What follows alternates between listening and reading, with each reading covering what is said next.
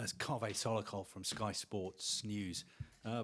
One for Gareth. Gareth, Kasper Schmeichel just said that England were a world-class side in 2021. But if you look at the additions since, they're a better side now. Would you agree with that assessment? And if you do, how do you think you've improved? I think we have to prove that, really. So, obviously, the opponent's not going to sit here and think and say we're a load of idiots and lead into the game that way. So, yeah, we know that we have good players. We know that we can play better than we did the other day. But I thought the players, in what is an incredibly pressurised moment, started the game exceptionally well and defended brilliantly throughout the whole game. And I think they'll be better for that game. I think they'll be better for having a game under their belt. Physically, we'll be better for having a lot of the players having had a game.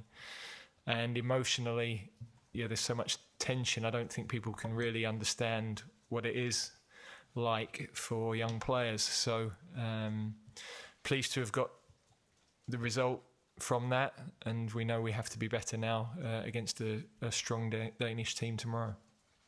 Thank you. Up front here. Hi Gareth, good evening. Niv Dovra from Sport 1 Israel. I want to ask you please about Jude Bellingham from a manager's perspective, but also from your playing career. Can you recall working with a player that in such a young age shows so much maturity in such a consistent manner? Well, firstly, I mean, he's a pleasure to work with, very coachable, which, you know, I think when you're looking to be a top player, when you are a top player and you want to keep improving, that's a brilliant sign. Look, I played with Rooney at a very young age as well, and I think sometimes in English football history we underestimate what an unbelievable player he was. If you think back to 2004 Euros, when he arrived on the scene really in a tournament for the first time. Incredible player. So, you know, over the years we have had some good players, and we have good players now, and the success of the team will not depend just on Jude. It can't all rest on his shoulders. Everybody has to contribute. Equally, he's got a fabulous mentality for the big occasion, and he produced some incredible moments in the game the other day. Thank you. Olof Lund, TV4 Sweden. Kyle, a question for you. You played against Denmark in 2021, and you meet a lot of you challenge a lot of the players in the Premier League. What's the biggest dangers you think meeting Denmark? Is there a risk that you underestimate them? No, I don't think we underestimate any opponent that we play. I think that you have to give them the level of respect that they deserve. Obviously, they've got a number of players in the Premier League, as you just said. I played a number of years with Chris Eriksen at Tottenham, and he was, in some moments, he can produce magic, you know, on a drop of a hat. So, listen, we go into the game fully focused and wanting the 3 points, as you know we did the other night, and hopefully we can. Probably like the boss just said, just play that a little bit better in the second half, and them nerves have gone a little bit. Thank you. Questions?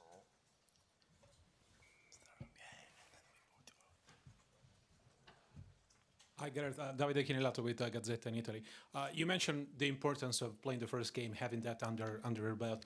How much do you think the mindset, the mentality aspect is important in the growth of a team that wants to win? I think it's everything. Yes, you've got to have quality, but in the end, mentality, ability to deliver in the big games, you know, that's what we've been able to do over the last 3 or 4 years in particular. I think we're better for those experiences, but also we've got some players with us who haven't had those experiences, so we're exposing them to that at the same time. But the teams that win things, in the end, the difference really is all about mentality. Thank you. I had some questions at the back. Emil from Danish Tipsbladet to Carl. As you mentioned, you played with Eriksen, and we all know what happened last Euros. Can you put some words into his great comeback? No, it's fantastic. It's a testament to him. Obviously, as both playing in Manchester for the different clubs, we do bump into each other from time to time, and have a catch up. But for what he's done and what he's achieved after, the sad news or the sad incident that happened, it just shows what a character he is and what he possesses, really. Yeah. Thank you. Question up front over here, second row. Thanks. Hi, Gareth. James Olive from ESPN. You said the other night that you had a lot of players who didn't have 90 minutes in their legs. So how do you manage their load from here? Does Sunday's team need to play again to build on that, or do you need to freshen it up with the view to hopefully playing another 6 games? Yeah, they're the decisions we have to make, not just for tomorrow, but whenever we play. What's the right physical level for the group? What's the right decisions for individual players? So, without a doubt, players will benefit from having had the game. There's been just about long enough recovery for that to help, and we've got to balance whether to stick with what we did or whether to change and refresh the team. Luke won't be involved tomorrow. No, he's actually on track for where we thought he would be originally. We were hoping a couple of days ago we might accelerate that a little bit, but he needs a bit more volume work. So he didn't train with the rest of the group today because he needs to do, there are days where he needs to do more than the rest of the group, and there are days when he needs to recover when the others are pushing. So he's still in and out with the others, but operating on his own program as well. Questions? Up front over here and one at the back. Thanks. Thank you. Hi, Sondre Skansen, NRK Norway. Just wanted to ask both of you about the pickle juice that has been like a hot topic back home in England. Kyle, do you feel like it's working, and what does it taste like? And Gareth, can you tell us the thinking behind it, and was there any equivalent when you were playing? Oh, thank you. Well, I think it's been around for quite a while. I think that obviously it's just been highlighted when Trips has had the picture and everything of that. I mean, I don't take it personally. I keep myself well hydrated, like his own boss. And, so I've been very fortunate, not to receive the cramps or anything. But it's part and parcel of football now. Football is developing, and that's something that the sports science have come up with that they feel that can benefit us when it's the late stages of the game. Thanks. I can't add much more than that, really. With one question at the back. Everybody's always had an opinion about the England team, but now there's more of it than ever, I guess, and certainly more accessible social media as well as traditional media. How do you guys deal with that? Is there a rule on blanking it out, or do you meter it? How do you engage with that? There's no point having a rule because, young men are going to use social media in a positive way in the main. They're going to search for things. When I was playing, we read newspapers. I don't do it. My world's a happier place if I shut myself off. It's not good from a global perspective because I haven't got a clue what's going on in politics or events elsewhere. But for the next month, that's going to be a better place for me. So that helps me really keep on track. I think some of our players take a similar approach. Others will definitely look at stuff. And of course, it doesn't stop people sending you a message saying, ignore the nonsense or whatever it might be. So you go, oh, okay, right. So, it's kicking off, usual thing. But you know that from the line of questioning anyway, really. So, look, it is what it is. There's more noise around every national team than there ever is a club team. Millions of people in your own country, extensive media coverage, social media. One guy writing a comment on social media gets put in a newspaper. Now that's a story. So it's a different world. and we, personally, I accept that's how it is. It's not going to affect what I do.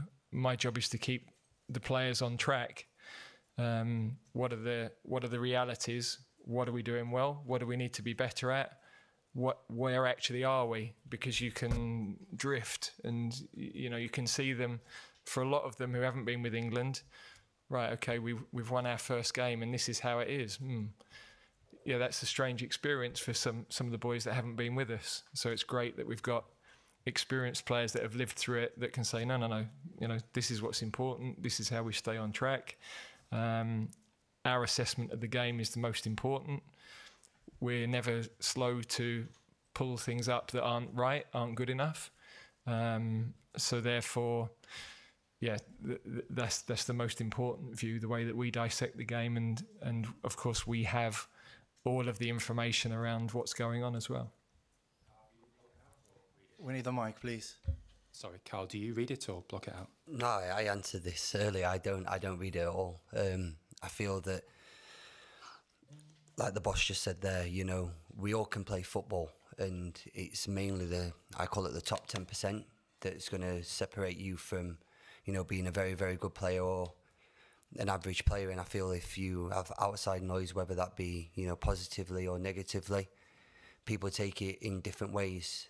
So I rather not see it and just concentrate on what's in camp, what the gaffer says, mainly what my mum says. My mum always tells me I have a good game, so I listen to her and then just go from that, really.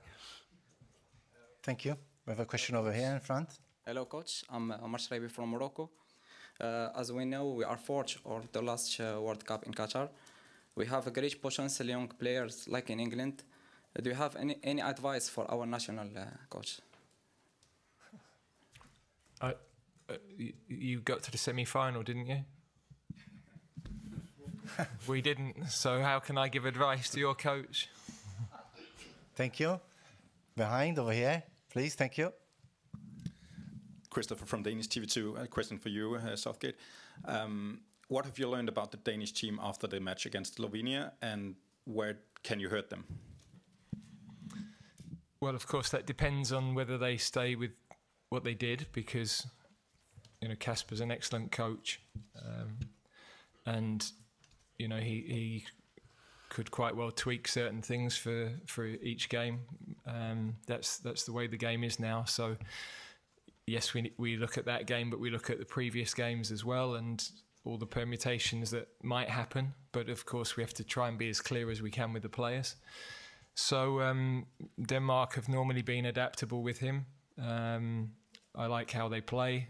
I think the character of the players, through the last Euros, I grew more. I've always been an admirer of Danish football, but this group, I have huge admiration for the way they dealt with everything in the last Euros, and the leadership that they showed as a group, the mentality they had as a group, and so with a lot of respect going into tomorrow's game, we know we have to be at our very best to get a win. Thank you. We'll take 2 more questions from the floor, and if there's some questions remotely, please raise your hand. Thank you. We start from here. First. At the back. Second row. Sorry. Second row. Sorry. Thank you. Hi, Gareth. Dan Sheldon, The Athletic. At the weekend, Erik ten Hag said Luke Shaw won't be available until after the group stage. Does that marry with your timeline? And how important is he to unlocking the best out of Phil Foden on the left? Well, Luke's obviously an outstanding player. That's why we've taken the decision to bring him, although he's not played for so long. And, we're hopeful that can be as soon as possible. I don't want to put a timeline on it right at this moment, but as I said, he's progressing well. And of course, the balance he gives, the drive he gives, whoever plays with him down that side of the pitch, he gives a different outlet. But at the moment, we don't have him, so we're adapting to that and having to find a different way. And Kieran at the weekend gave, performance that he's done so many times for us in big matches. And I think if you speak to any winger that plays in front of him, his communication and the way he talks them through the game is an enormous help for players. So, he has different attributes that Luke doesn't. The last question over there. Hi, Thank you. Just talking earlier about the reaction sort of from outside to the first game. It was only the second time England have obviously won their opening game at Euros. Both of them were under you. I'm just reading here that England have never won their opening 2 games at European Championships. Do you think we're guilty sometimes of forgetting that history that we've kind of got to overcome as a team? Look, I've been in this environment for 8 years, so I understand it all. And it doesn't. It used to annoy me. Now I'm ambivalent to it. So winning matches in tournaments is incredibly hard. And this tournament, you've now got the extra dimension of incredible support for all the teams in the stadiums as well. So that's a little bit different to the last 2 tournaments we've been in. Look, we've had some good results over the years, so maybe even we sort of take wins for granted, which we shouldn't. I should definitely let the boys enjoy their wins more than I do. I get about 45 seconds of enjoyment. The whistle blows. I cuddle everybody. I walk off the pitch, and then that's it. I hope they have a little bit longer than that. There should be more joy in it, but that's not my reality, if I'm frank. So my focus is get qualified from the group, which we've got 2 tough opponents, but 2 games to achieve that. I'm not looking beyond tomorrow night's game at this moment in time.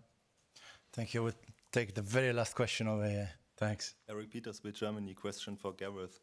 There are discussions that England played too defensively after the goal against Serbia. In Germany, we have a phrase, a good horse only jumps as high as it has to. So is it your approach too, or do you want more spectacle? No, we want to play how we did in the first half an hour of the game. There are moments where you have to defend well as a team, and when you don't have control of the game, you have to show that other side. But without a doubt, we want to play with the ball as we did in the first 30 minutes. I think there are several reasons for why we didn't, and they're the things we have to unpick and improve. But we didn't set out to sit back. Serbia also came at us. They're a goal behind. They have to take a different approach. They're also not an easy team to press. Teams that play with a back 3 drop midfield players into that back line, but then can play over your pressure because they've got target men as well and players that get between the lines. That they get 5 players high. They're a complicated team to prepare to play against. So to give us few opportunities as we did, we were really pleased with that aspect of our game. We have to be better in the other aspect, and that's the bit that you have to get both things right. Thank you. Thank you for attendance for this press conference, and the volunteers, Coach Gareth Southgate and the player Kyle Walker. Good evening. Thank you. Cheers. Thank you.